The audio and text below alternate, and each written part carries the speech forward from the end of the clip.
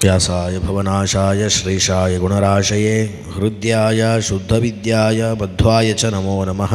ತಪೋವಿದ್ಯಾ ವಿರಕ್ತ್ಯಾದಿ ಸದ್ಗುಣೌಘಾಕರಾನಹಂ ವಾದಿರಾಜಗುರೂನ್ ವಂದೇ ಹಯಗ್ರೀವ ಪದಾಶ್ರಯಾನ್.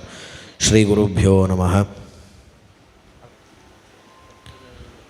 ಗೀತೋತ್ಸವದ ಹಿನ್ನೆಲೆಯಲ್ಲಿ ಲಕ್ಷ ಕಂಠಗೀತ ಕಾರ್ಯಕ್ರಮ ಇಂದು ಮಧ್ಯಾಹ್ನ ಅದು ಕೃಷ್ಣಾರ್ಪಣಗೊಂಡಿದ್ದು, ಈ ಸಂಜೆ ಅದೇ ದಿನ ಗೀತೆಯ ವೈಭವ, ಅದೇ ದಿನ ಸಂಜೆ ರಾಮನಾಥಾಚಾರ್ಯರು ಮಾಡಿದಂತಹ 18 ದಿನಗಳಿಂದ ಮಾಡಿಕೊಂಡು ಬಂದಂತಹ ಒಂದು ಗೀತೆಯ ಪ್ರವಚನದ ಮಂಗಳವು ಕೂಡ ಇವತ್ತು ಒದಗಿ ಬಂದಿದ್ದು, ಪ್ರಾಯಶಃ ಇದು ಇವತ್ತು ನಮ್ಮ ಗೀತೋತ್ಸವದ ಅತ್ಯಂತ ವೈಭವವಾದ ದಿನ.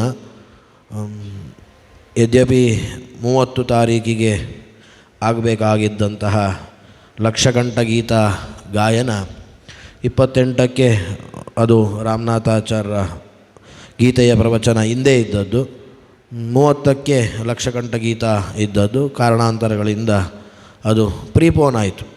ಆದ್ದರಿಂದ ಗೀತೋತ್ಸವದ ಅತ್ಯಂತ ಮಹತ್ವದ ದಿನ ಯಾವುದು ಅಂತ ಹೇಳಿ ನಾವು ಮೆಲುಕು ಹಾಕಿದರೆ ಆಗ ಪ್ರಶ್ನೆ ಬರ್ತಾಯಿತ್ತು, ಲಕ್ಷಕಂಠ ಗೀತಾವೋ ಅಥವಾ 18 ದಿನಗಳಲ್ಲಿ ನಾವು ಮಾಡಿಕೊಂಡು ಬಂದಂತಹ ಈ ಒಂದು ಪ್ರವಚನ ಮಂಗಳ ಅತ್ಯಂತ ಯಾವುದು ಶ್ರೇಷ್ಠ ಅಂಥೇಳಿ ಆ ಗೊಂದಲವೇ ಬೇಡ ಅಂಥೇಳಿ ಎರಡೂ ಶ್ರೇಷ್ಠ. ಆದ್ದರಿಂದ ಒಂದೇ ದಿನ ಆ ಎರಡೂ ಕಾರ್ಯಕ್ರಮಗಳು ಕೂಡ ಮಂಗಳವಾದದ್ದು ನಮಗೆ ಅತ್ಯಂತ ಸಂತೋಷದಾಯಕ ಆಗಿದೆ. 18 ದಿನಗಳ ಕಾಲ ಈ ಒಂದು ಏನು ಜ್ಞಾನ ಯಜ್ಞ ನಡೆದಿದೆ ಅದು ಭಗವಂತನಿಗೆ ಅರ್ಪಿತವಾಗಿದೆ. ಇವತ್ತು ಲಕ್ಷಕಂಠ ಇಡೀ ನಮ್ಮ ಪರ್ಯಾಯದ ಕೋಟಿಗೀತ ಲೇಖನ ಯಜ್ಞದ ಒಂದು ಸಮರ್ಪಣೆ ಒಂದು ರೀತಿಯಲ್ಲಿ. ನಾಳೆ ಭಗವದ್ಗೀತಾ ಯಾಗವೂ ಕೂಡ ಇದೆ. ಆದರೂ ಕೂಡ ಒಂದು ರೀತಿಯಾಗಿ ಅನೇಕ ರೀತಿಯಾದಂತಹ ಯಜ್ಞಗಳು ಭಗವಂತ ಭಗವದ್ಗೀತೆಯಲ್ಲೇ ತಿಳಿಸಿದ್ದಾನೆ. ಲಕ್ಷಕಂಠ ಗೀತಾ ಅಂತ ಹೇಳುವಂಥದ್ದು ನಮ್ಮ ಪರ್ಯಾಯದ ಪ್ರಧಾನ ಯೋಜನೆಗಳಲ್ಲಿ ಒಂದಾದದ್ದರಿಂದ ಅದರ ಸಮರ್ಪಣೆಯೂ ಕೂಡ ಇವತ್ತು ಕೃಷ್ಣನಿಗೆ ಆಗಿದೆ ಅಂಥೇಳಿ ನಾವು ಭಾವಿಸ್ತಾ, ಈ 18 ದಿನಗಳಲ್ಲಿ ಏನು ರಾಮನಾಥಾಚಾರ್ಯರು ಹೇಳಿದ್ದಾರೆ, ಪ್ರಾಯಶಃ ಸಂತ ಸಂದೇಶದ ಅಥವಾ ಗೀತೋತ್ಸವದ ಕಾರ್ಯಕ್ರಮಗಳಿಲ್ಲದಿದ್ದರೆ ನಾನು ಕೂಡ ಒಂದು ಅರ್ಧ ಗಂಟೆ ಈ ಪ್ರವಚನದಲ್ಲಿ ಆಗಬೇಕಾಗಿತ್ತು. ಆದರೆ ಸಂತ ಸಂದೇಶ ಅದರಲ್ಲಿ ಅನೇಕ ವ್ಯತ್ಯಾಸಗಳು, ಆ ಸಮಯದ ವ್ಯತ್ಯಾಸಗಳು, ಪೂಜಾ ನಿಮಿತ್ತವಾಗಿ ನಾವು ಪರಿಪೂರ್ಣವಾಗಿ ಅಲ್ಲಿ ಭಾಗವಹಿಸಲಿಕ್ಕೆ ಆಗಲಿಲ್ಲ. ಅದನ್ನು ನಾವು ಆನ್ಲೈನ್ ಮುಖಾಂತರ ಶುರು ಮಾಡಿದ್ದೇವೆ. ಆದರೂ ಇನ್ನು 2-3 ದಿನಗಳ ಪ್ರವಚನದಲ್ಲೇ ನಾವು ಇದ್ದೇವೆ. ಆದ್ದರಿಂದ ಅದೆಲ್ಲವನ್ನು ಕೂಡ ನೀವೆಲ್ಲರೂ ಕೂಡ ಇಲ್ಲಿ ಇದ್ದು ಅನೇಕ ಸಮಯದ ಗೊಂದಲಗಳಿದ್ದರೂ ಕೂಡ ರಾಮನಾಥಾಚಾರ್ಯ ಪ್ರವಚನ ಮಾಡಿದ್ರು ಅಂತ ಹೇಳಿದರೆ ಅದು ನೂತನವೇ.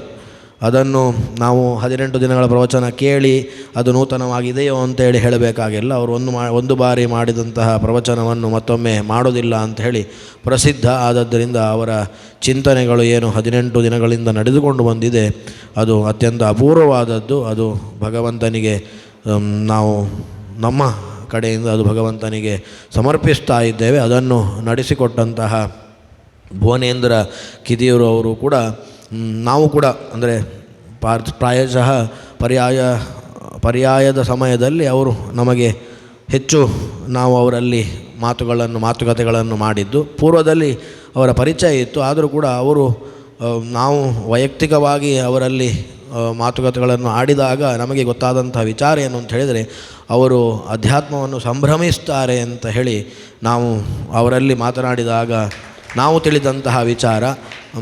ಅನೇಕ ಜನರು ಅನೇಕ ರೀತಿಯಾದಂಥ ಸೇವೆಗಳನ್ನು ಭಗವಂತನಿಗೆ ಮಾಡ್ತಾರಾದರೂ ಕೂಡ ಅದು ಸಂಭ್ರಮದಿಂದ ಮಾಡಬೇಕು. ಅದು ಸಂಭ್ರಮದಿಂದ ಮಾಡಬೇಕಲ್ಲ ಅಂತ ಹೇಳಿ ಮಾಡಿದರೆ ಅದು ಪ್ರಯೋಜನ ಇಲ್ಲ, ಭಗವಂತನಿಗೆ ತಲುಪುವುದಿಲ್ಲ.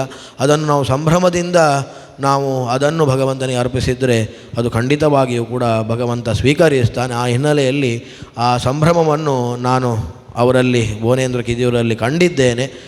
ವಿಶೇಷವಾಗಿ ರಾಮನಾಥಾಚಾರ್ಯರಿಂದಲೇ ಪ್ರವಚನ ಆಗಬೇಕು ಅಂತ ಹೇಳಿ ಹೋದ ವರ್ಷ ಅವರು ಆಡಿದಂತಹ ಮಾತುಗಳು ಕೂಡ ನಮಗೆ ಇವತ್ತು ನೆನಪಾಗ್ತದೆ. ಅಂದರೆ ಅಪೂರ್ವವಾದದ್ದನ್ನು ಕಂಡಾಗ ಅದನ್ನು ಸಂಭ್ರಮಿಸಿ ಅದನ್ನು ನಾವು ಶ್ರೇಷ್ಠವಾದದ್ದನ್ನು ಭಗವಂತನಿಗೆ ಅರ್ಪಿಸಬೇಕು ಅಂತ ಹೇಳುವಂತಹ ತುಡಿತ ಅವರಲ್ಲಿ ಇರುವುದನ್ನು ಕೂಡ ನಾವು ಕಂಡಿದ್ದೇವೆ. ಅವರಿಗೂ ಅವರ ಕುಟುಂಬಕ್ಕೂ ಭಗವಂತ ವಿಶೇಷವಾದಂತಹ ಅನುಗ್ರಹವನ್ನು ಮಾಡಲಿ. ಲೌಕಿಕ ಅಲೌಕಿಕ ಪ್ರೇಯಸ್ಸು ಶ್ರೇಯಸ್ಸು ಎರಡೂ ಕೂಡ ಅವರದ್ದಾಗಲಿ ಅಂತ ಹೇಳಿ ನಾನು ನಮ್ಮ ಆರಾಧ್ಯ ಮೂರ್ತಿಯಾದಂತಹ ವಿಠ್ಠಲ ಮುಖ್ಯ ಪ್ರಾಣರಲ್ಲಿ ಕೃಷ್ಣ ಮಧ್ವರಲ್ಲಿ ಪ್ರಾರ್ಥನೆಯನ್ನು ಮಾಡ್ತಾ ಮತ್ತೊಮ್ಮೆ ರಾಮನಾಥಾಚಾರ್ಯರಿಗೆ ವಿಶೇಷವಾದಂತಹ ಅಭಿನಂದನೆಯನ್ನು ಸಲ್ಲಿಸ್ತಾ ಅವರಿಗೂ ಕೂಡ ಇನ್ನೂ ಹೆಚ್ಚು ಹೆಚ್ಚು ಜ್ಞಾನ ಕಾರ್ಯಗಳು ಅವರಿಂದ ಕೃಷ್ಣ ಮಾಡಿಸಲಿ. ಅವರು ಇನ್ನೂ ಅನೇಕ ಅಪೂರ್ವವಾದಂತಹ ಅರ್ಥದ ಚಿಂತನೆಯನ್ನು ನಿಮ್ಮೆಲ್ಲರಿಗಾಗಿ ಕೊಡುವಂತಾಗಲಿ, ಆ ಅವಕಾಶಗಳು ಒದಗಿ ಬರಲಿ ಅಂತ ಹೇಳಿ ನಾನು ಮತ್ತೊಮ್ಮೆ ಕೃಷ್ಣ ಮುಖ್ಯ ಪ್ರಾಣರಲ್ಲಿ ಅವರ ಆರೋಗ್ಯ, ಅವರಲ್ಲಿ ಹೆಚ್ಚಿನ ಜ್ಞಾನ ಕಾರ್ಯಗಳು ನಡೆಯುವಂತಾಗಲಿ ಅಂಥೇಳಿ ಪ್ರಾರ್ಥನೆಯನ್ನು ಮಾಡ್ತಾ ನಮ್ಮ ಮಾತುಗಳನ್ನು ಭಗವಂತನಿಗೆ ಸಮರ್ಪಿಸ್ತಾ ಇದ್ದೇವೆ. ಕೃಷ್ಣ ಅರ್ಪಣ.